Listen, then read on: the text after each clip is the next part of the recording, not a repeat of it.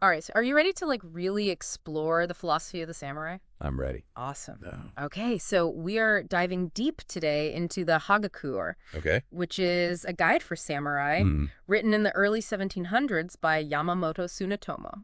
Wow. You can think of it as like a window into Bushido, Okay. the way of the warrior, Right. but it's not just about swordsmanship, is it? It's so much more. Yeah. The Hagakure dives into the samurai mindset, Okay. their values, the whole philosophy. Right. It's what made them legendary figures. Yeah, and the first thing that kind of hits you when you start reading this is What's that? this intense focus on death. Oh, yeah. I mean, it opens with, "The way of the samurai is found in death." Wow. Talk about a strong start. And there are so many lines like this. It's okay. When it comes to either, there is only the quick choice of death. It's pretty intense. It's pretty intense. It is, but that's Yeah. where it gets really interesting. The Hagakure isn't about glorifying violence or craving death. Right.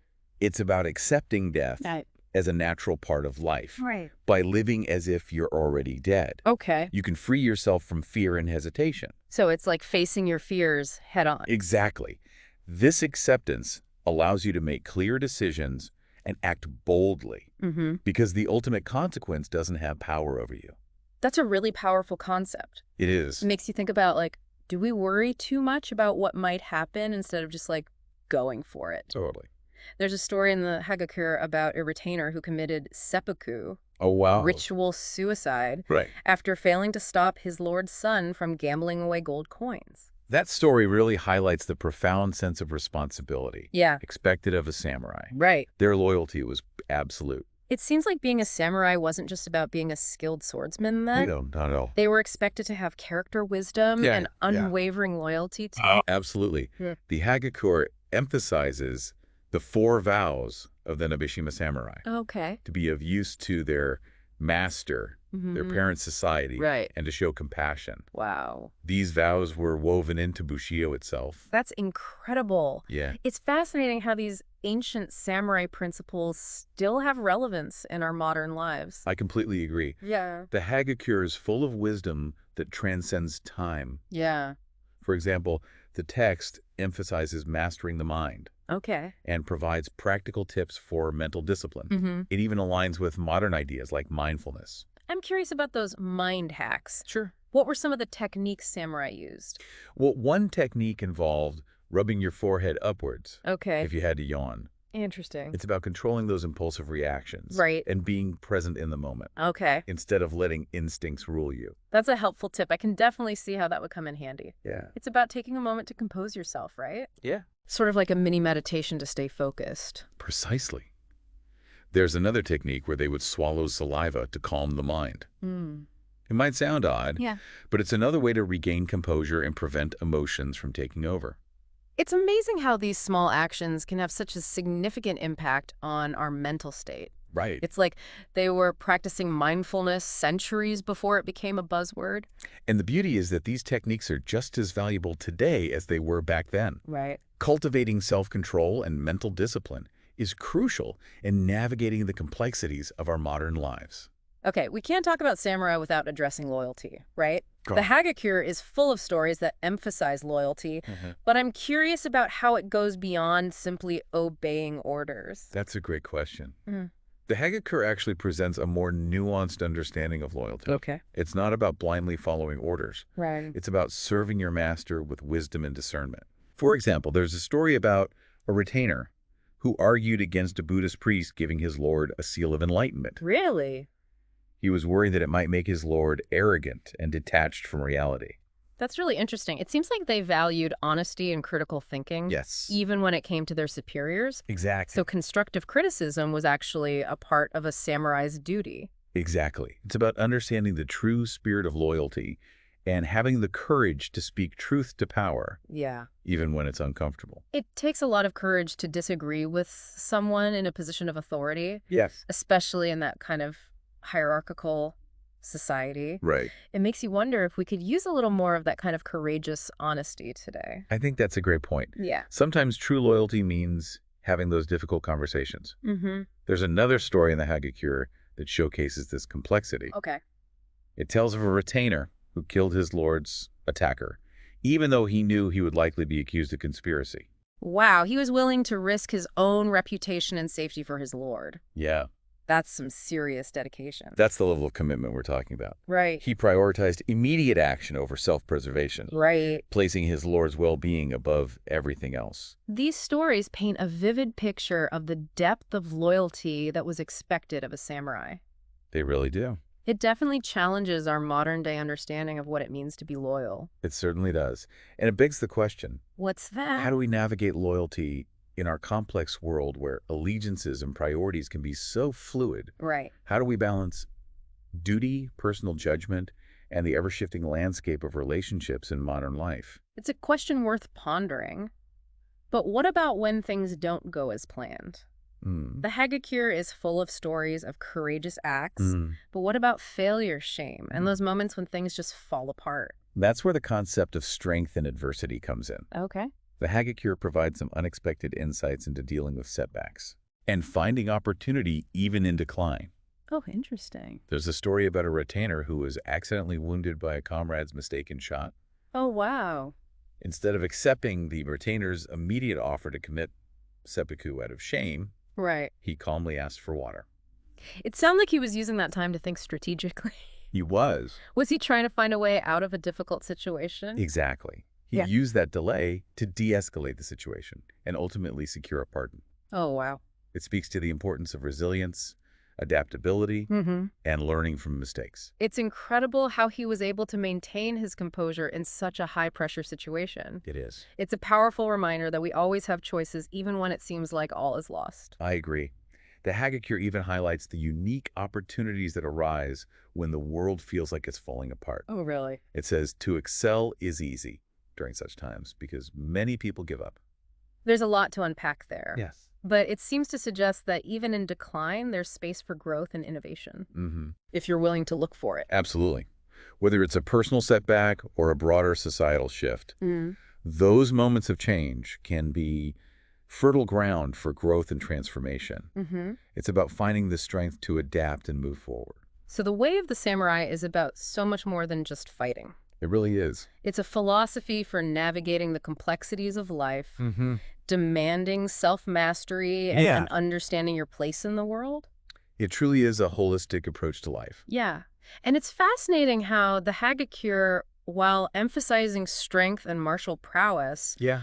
also highlights the power of dialogue and seeking different perspectives. That's right. That's a bit unexpected, isn't it? It is. The image of the lone stoic samurai seeking advice doesn't quite fit the stereotype. Right. But the Hagakure repeatedly emphasizes the importance of consultation Yeah. and valuing the wisdom of others. Wow. There's a powerful line that says, the highest way is in discussion with others. That's amazing. Yeah. So even in a culture that prized individual strength and decisiveness, Yeah. they recognized the importance of collaboration and open dialogue. It seems counterintuitive, Yeah. but it speaks to the idea that true strength comes not just from individual power, Right. but from the ability to connect with, listen to, and learn from others. This is really making me rethink everything I thought I knew about the samurai.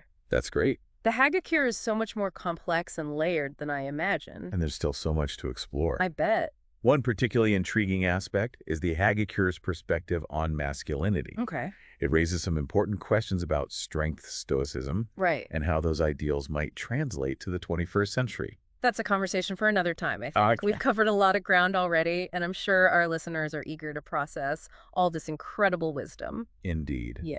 But before we move on, Yeah. I think it's important to acknowledge that the Hagakure was written in a very different time, Right. with different social norms and expectations. Of course. It's important to approach the text with a critical lens and consider how its ideas might be reinterpreted for today's world. That's a great point. We'll need to unpack those complexities in our next segment. Absolutely. Huh. But for now, let's pause here and give our listeners a chance to reflect on what we've discussed so far. Okay. There's a lot to absorb, and the Hagakure offers a wealth of insights that can be applied to our own lives, Right. no matter our background or circumstances. Yeah, that's great. You know, it's fascinating to think how Yamamoto Tsunetomo might react to the modern concept of toxic masculinity. That's a thought-provoking question. Yeah. It's true that he seems to advocate for a very traditional, stoic, Hmm. almost harsh vision of what it means to be a man. But on the other hand, there are elements of his philosophy that seem to align with a more emotionally intelligent and even vulnerable approach to masculinity. Okay. The Hagakure's emphasis on self-awareness and constant introspection really stands out. Right. Remember how he talks about knowing your own insufficiencies Yeah, and always striving for self-improvement? that's right. He also talks about how the highest level of learning is achieved when a person has the look of knowing nothing. Yes. It's as if true mastery requires humility, Right. a recognition that there's always more to learn. Exactly.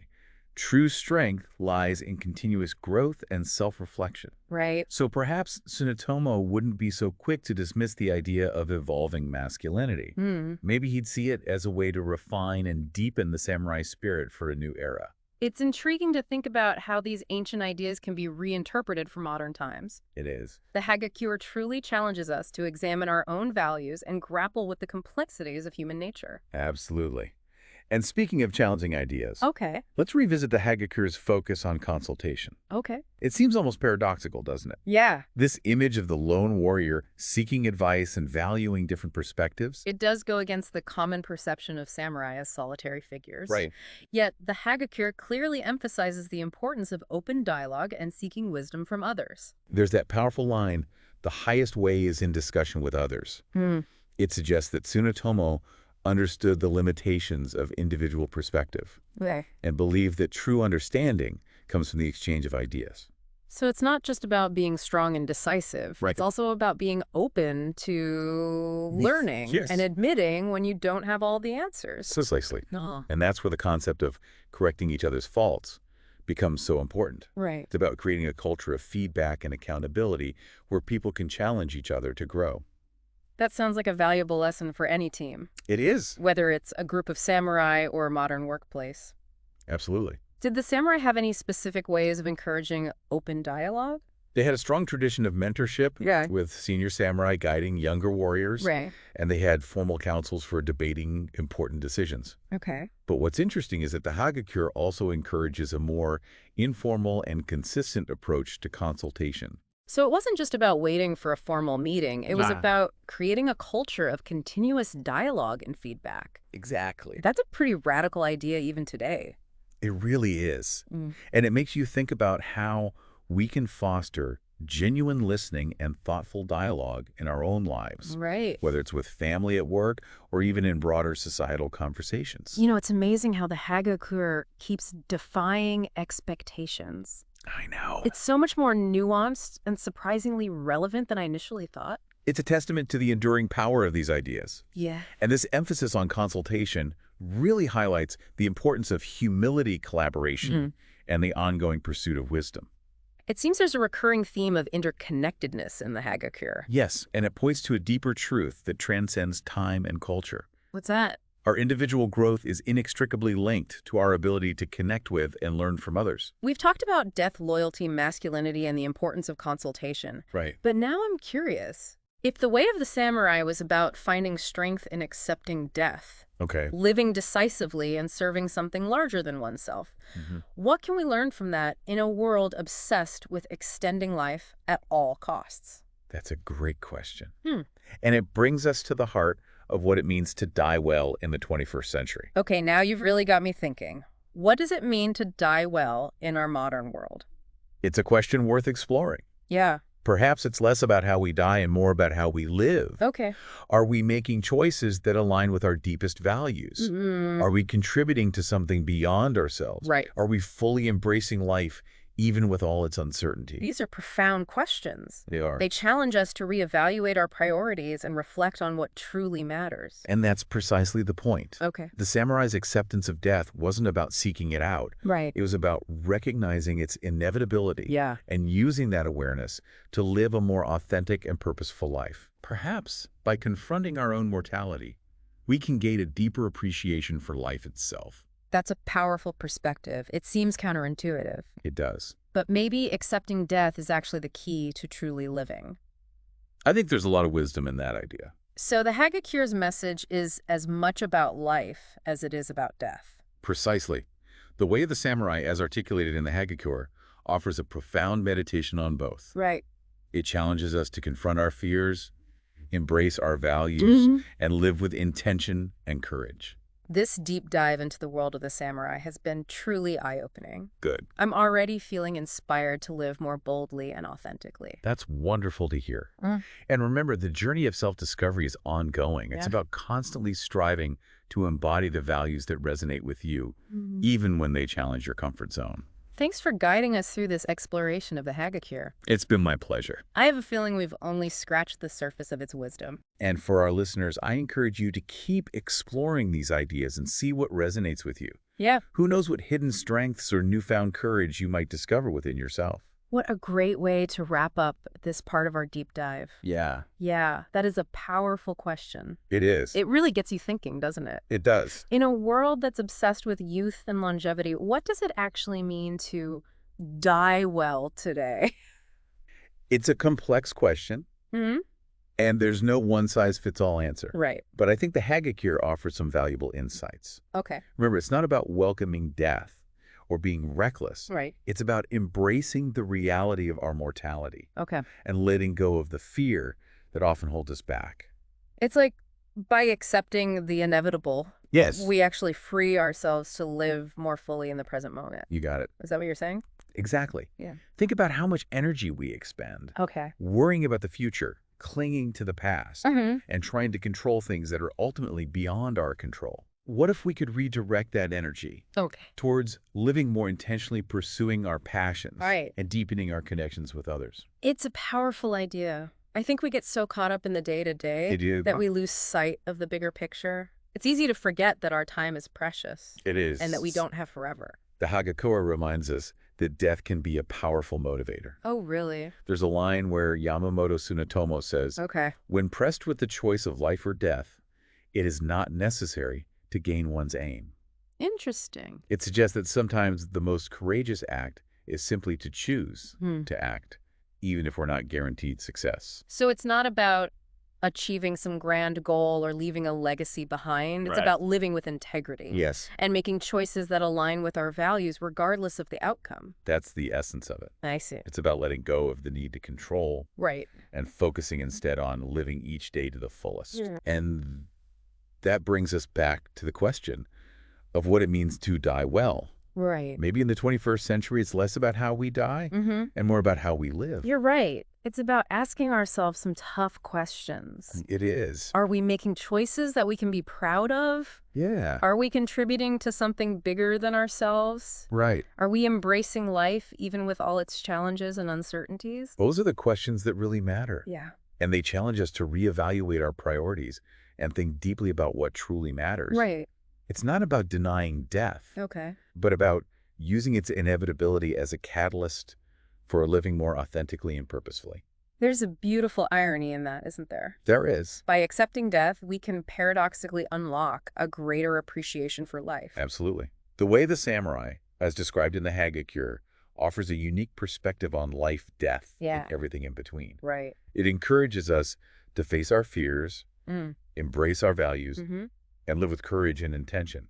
This deep dive has been a truly transformative experience. It's great to hear that. It's made me rethink my own priorities and consider what it truly means to live a meaningful life. And remember, this is just the beginning of your exploration. Right. The Hagakure is a text that can be revisited and reinterpreted throughout your life. Okay. I encourage you to keep exploring its wisdom Mm-hmm. and see what new insights emerge as you grow and evolve. Thank you so much for sharing your knowledge and insights with us today. You're welcome. You've opened up a whole new world of understanding. It's been my pleasure. Oh. And to our listeners, thank you for joining us on this deep dive into the philosophy of the samurai. It's been great. I hope you found it as thought-provoking and inspiring as we have. That wraps up another episode of The Deep Dive. Great. We'll be back soon with another fascinating topic to explore. Until then, keep questioning, keep learning, Yes. and keep diving deep